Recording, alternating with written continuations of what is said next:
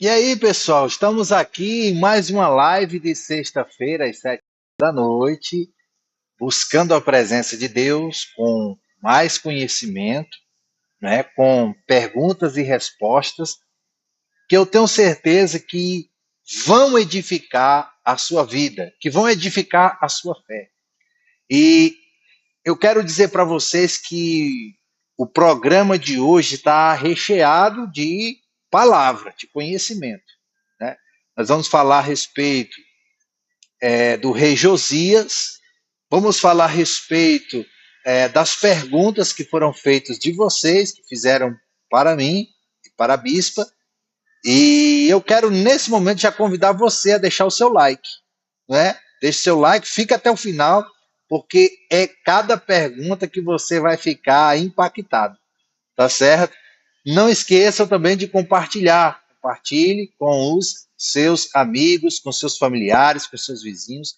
Agora mesmo, chama toda a família para participar. Estou dando esse tempinho agora, já para você chamar todo mundo para participar dessa live, que eu tenho certeza sua vida será abençoada e também seus familiares. No final, eu faço uma oração especial para abençoar você.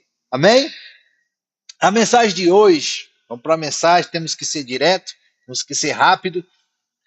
A mensagem de hoje é a respeito do rei Josias, uma palavra muito forte que eu quero que você preste muita atenção. Em 2 Reis, capítulo 22, versículo 1, conta a história do rei Josias. E diz assim, ó, tinha Josias 8 anos de idade quando começou a reinar. Primeira coisa aqui, é muito forte isso aqui. O menino só tinha 8 anos de idade, ele começou a reinar. Ele começou a governar com apenas 8 anos de idade. Agora imagine essa cena, imagine uma criança com 8 anos de idade que vinha reinar, sendo que os outros reis que passaram antes dele, que antecederam ele, foram reis que não fizeram um bom reinado. E aí imaginem a desconfiança do povo, dos conselheiros, das pessoas em relação a esse rei.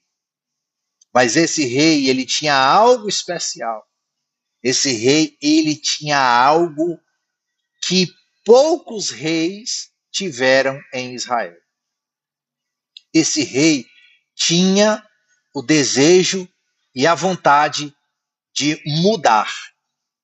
É isso mesmo que você ouviu. Ele tinha o desejo e a vontade de mudança. E essa palavra mudança, ela é fundamental na sua vida, na vida da sua família, porque nada muda ao nosso redor, nós temos aprendido isso, o Espírito Santo tem nos ensinado que nada muda ao nosso redor se eu mesmo não mudar. Então, você que está participando dessa live, preste muita atenção. Primeira coisa que você precisa entender, que não é a sua idade que vai determinar o seu chamado, mas sim a sua entrega. Josias tinha apenas 8 anos, e esses 8 anos foram suficientes para ele se entregar ao Senhor. E como foi essa entrega? Ele simplesmente encontrou um livro abandonado. Um livro, apóstolo? Sim. Um livro que estava abandonado, velho, no, no sótão, no serviço lá do templo, pegando poeira, teia de aranha. E ele abriu esse livro. E ele começou a ler esse livro. O que aconteceu? Ele começou a chorar. E ele reconheceu que aquele livro precisa ser seguido, precisaria ser seguido. E ele começou a seguir esse livro. E ordenou que todos do reino seguissem o que estava escrito naquele livro. E ali fez a diferença em o seu reino. Então, começou-se uma grande limpeza. O rei Josias deu ordens Aqui no livro de 2 Crônicas 34, 3, diz assim, ó, e começou a purificar Judá e Jerusalém dos altos, dos postes ídolos e das imagens de escultura. Ele começou a fazer uma limpeza em Israel, quebrando todos os altares que não pertenciam a Deus, ao Deus verdadeiro. Todo tipo de imagem de escultura, de outros deuses, de pessoas que já tinham morrido, que eram adorados de joelhos, que eram feitas preces e rezas para essas imagens de escultura, ele ordenou que fossem removidas, que fossem tiradas. Então, começou-se a limpeza em Israel, a mudança que ele tanto desejava. Então, a limpeza, ela começa na tua vida quando você começa a remover os altares errados. Aprenda isso. A limpeza da tua vida começa quando você começa a remover os altares errados da sua vida. Quando você começa a remover as coisas erradas, os altares errados, que foram construídos ao longo da sua vida. Esses altares que não pertencem a Deus, mas pertencem a deuses estranhos na sua vida, que precisam ser demolidos, destruídos. Você começa a fazer essa mudança, então sua vida passa a mudar. Sua vida passa a ser diferente. Então, quando ele observou aquele livro e viu que muitas coisas precisavam mudar, então ele ordenou que todos seguissem e começassem a mudar. Existem muitos ídolos que fazem parte do seu coração e podem destruir o seu coração.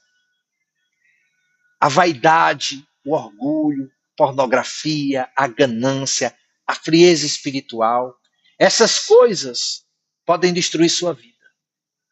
A inveja, os ciúmes, tudo que não pertence a Deus, que está dentro de você, aqui, ó, nesse altar aqui, ó, nos seus pensamentos, podem destruir a sua vida. Diga, está repreendido em nome de Jesus. Escreve aqui embaixo. Está repreendido em nome de Jesus. Está gostando dessa live? Essa live está forte, hein? Está repreendido em nome de Jesus. Então, existem muitos ídolos que foram construídos. O mundo construiu em nós para nos destruir. Nós temos que demolir, nós temos que acabar, nós temos que destruir todos esses ídolos. Amém? Então, toda palavra esquecida, ela causa morte espiritual. Mas uma palavra redescoberta traz vida. Foi isso que aconteceu. Aquele livro que estava esquecido, talvez você seja esse livro. Você esteja esquecido, mas Deus escolheu você para trazer vida. Aquele livro trouxe vida, trouxe restauração para Israel. Eu quero dizer para você, no nome do Senhor Jesus Cristo, Deus está levantando você e sua família para trazer restauração para Israel. Aleluia. Diga glória a Deus, diga eu recebo em nome de Jesus. É momento de você despertar. É momento de você buscar, de você adorar. É momento de você servir o Senhor. Né? Então, aqui no livro de 2 Reis 23:3 diz assim, ó, fez Josias uma aliança perante o Senhor. Então, uma aliança precisa ser feita. E o que é aliança, apóstolo? É compromisso, fidelidade. Nenhuma família sem fidelidade, sem compromisso. Pais que não têm compromisso com os filhos, filhos que não têm compromisso com os pais. Marido que não tem compromisso com a esposa, esposa que não tem compromisso com o marido. Nenhuma família dessa, nenhuma, consegue se sustentar. Não consegue. Porque precisamos de fidelidade, precisamos de compromisso, precisamos de aliança. A aliança, ela é importante para a nossa caminhada. Você precisa entender isso. Tua família precisa viver pela aliança. Diga glória a Deus. Então, não existe mudança sem a vontade de mudar. Você só vai perceber a mudança quando você mudar. Você precisa mudar e ver tudo mudar ao seu redor. Um rei com apenas 8 anos fez uma mudança radical em Israel. Quantos anos você tem? Você que está me assistindo, quantos anos você tem? Se um rei foi capaz de mudar uma nação inteira com apenas 8 anos de idade, imagine o que Deus não pode fazer com você, se você entregar sua vida para Ele. Glória a Deus. Aleluia. Quem recebe, diga eu recebo. Em nome de Jesus, tua família e tua casa está abençoada. Eu profetizo agora. Pai, abençoa esta família e esta casa que me assiste agora. Em nome do Senhor Jesus, diga eu recebo. Amém. E graças a Deus. Glória a Deus, pessoal. Amém. Se você gostou, não esquece de deixar o like e de compartilhar. Eu tenho certeza que Deus falou com você. Agora nós vamos para as perguntas e respostas. E eu quero que você fique até o final para você ver como Deus vai falar com você, né? Você também pode fazer essas perguntas. Apóstolo, eu posso fazer? Pode. Que tipo de perguntas, apóstolo? Você pode fazer qualquer tipo de pergunta. Pode ser pessoais, vocês vão ver aqui, perguntas pessoais. Pode ser perguntas a respeito da Bíblia, vocês também vão ver. E eu tenho certeza que, especialmente as perguntas da Bíblia, Deus vai te ensinar mais um pouquinho dele para você. Amém? Glória a Deus. Então, vamos lá. Primeiras perguntas pessoais, a gente deixa as perguntas bíblicas por último, porque elas são mais importantes, certo? Primeira pergunta. Quais as comidas preferidas do senhor e da bispa? Vamos lá, pessoal. Vamos responder essa aí. Vamos lá. A bispa não está aqui agora, né?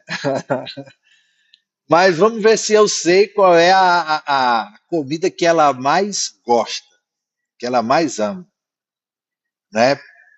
Primeiro eu vou falar de mim. A comida que eu mais gosto é churrasco. Bom churrasco, é muito bom. Eu amo churrasco. E a segunda comida que eu mais gosto, que não é a segunda, é a primeira também. Às vezes eu fico em dúvida se é uma ou se é outra. É pizza. Pizza é uma delícia, gente.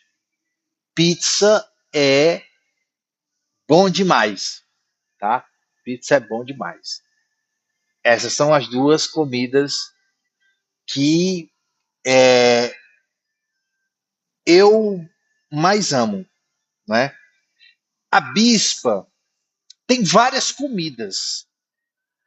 A bispa ela tem muitas comidas que ela ama, muitas, né? Mas eu vou falar de uma que é especial para ela. Vamos lá, ela ama lasanha. Lasanha para ela, olha, para ela é top demais, tá?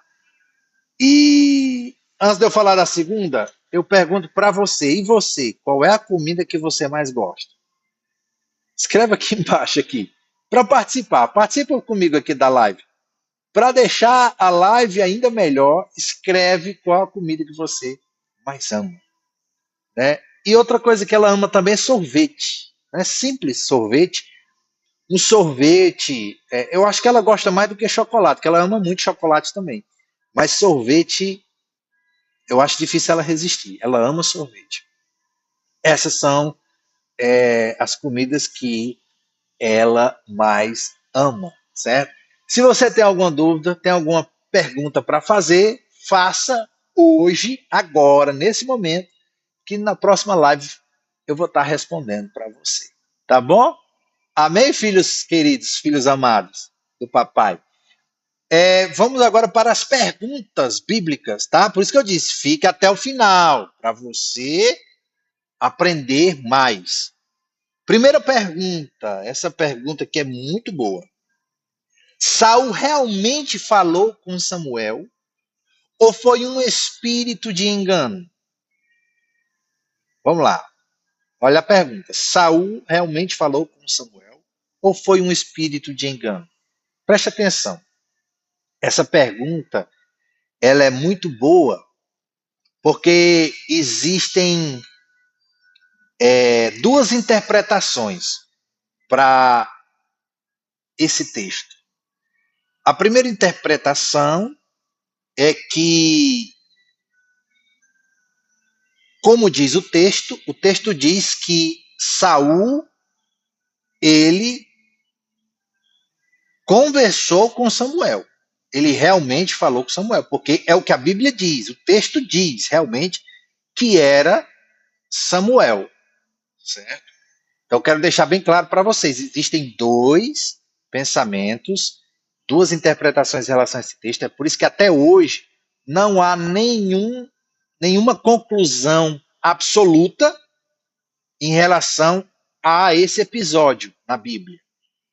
Então, para quem não sabe que episódio é esse, o rei Saul foi até uma necromante, ele foi até uma bruxa, uma feiticeira, para consultar o profeta Samuel do mundo dos mortos, certo? E a Bíblia diz que a mulher viu Samuel e Samuel conversou com Saul. Isso é o que a Bíblia diz, certo? O que a Bíblia diz. O outro pensamento é em relação ao espírito que apareceu, que não era o de Samuel. Era um espírito de engano. Esse espírito de engano profetizou três coisas na vida de Saul que não aconteceram da mesma forma que ele profetizou, certo? Ali não era Samuel, mas sim um espírito de engano. Até porque uma feiticeira, uma necromante, jamais teria acesso ao mundo dos mortos para remover, para tirar Samuel do seu descanso, preste atenção, para vir conversar com Saul. Deus jamais permitiria isso. Até porque nós aprendemos que na parábola os mortos não podem vir conversar com os vivos. Na parábola do rico e do Lázaro. Perdão, na parábola não, na história do rico e do Lázaro. Parábola não, perdão. Na história do rico e do Lázaro. Então nós aprendemos isso. Então muitas pessoas acreditam, porque o texto diz que era Samuel, que realmente era Samuel. Porém, eu, apóstolo Jefferson, eu não creio que era Samuel, certo? Até porque Samuel ele já tinha quebrado todos os vínculos com Saul. No dia que Deus rejeitou Saul, Samuel tinha quebrado todos os vínculos com ele. Samuel não viria dos mortos, Samuel não iria quebrar essa regra, vamos dizer assim, de sair dos mundos dos mortos para vir conversar com os vivos, porque Samuel foi um profeta que obedeceu a Deus. E nenhuma de suas palavras caiu por terra. Foi um grande profeta, o profeta Samuel. Então ele jamais faria isso, né? E Saul, ele não consultou, ele não consultou uma pessoa de luz. Ele não consultou outro profeta. Pelo contrário, ele foi para uma feiticeira que mexia com demônios, com espíritos, né, das trevas. Então, como que Samuel iria aparecer ali se aquela mulher estava invocando as suas entidades que ela normalmente fazia? Vocês estão entendendo? Então, na minha opinião, desses dois pensamentos, uns creem que ali realmente era Samuel, outros creem e interpretam que ali, naquele episódio, não era Samuel, mas era um espírito de engano. Eu acredito que ali era um espírito de engano que não era Samuel, né? Até porque aquele espírito mentiu, não é, para Saul. Aquele espírito mentiu para Saul. Então, ficou evidenciado nos acontecimentos que ele profetizou na vida de Saul naquele momento. Amém? Respondi, legal? Primeira, entenderam aí? Glória a Deus. Inclusive, aqui em 1 Crônicas 10, do versículo 13 ao 14, Saul foi reprovado por Deus por causa dessa atitude, certo?